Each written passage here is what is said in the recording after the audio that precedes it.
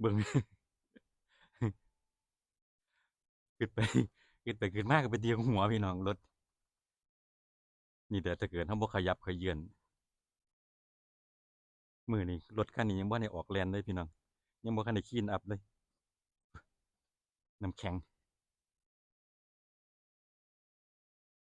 ลมพัดมาแต่ทางพุ่นมาเกาะอยู่ข้างนี่เต็มเลยนี่จนสุดนิ้วพี่น้อง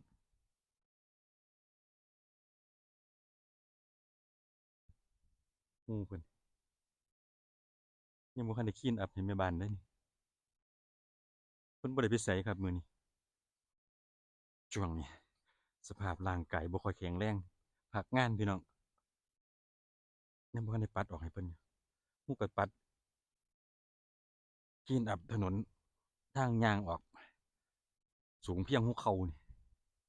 ท้องฟ้าเปิดพี่น้องมื้อนี้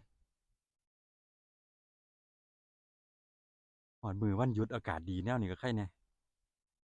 พอได้ย่างออกเลาะออกเที่ยว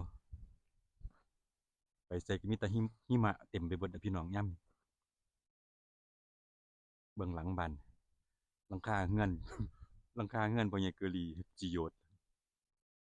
หิมะเต็ม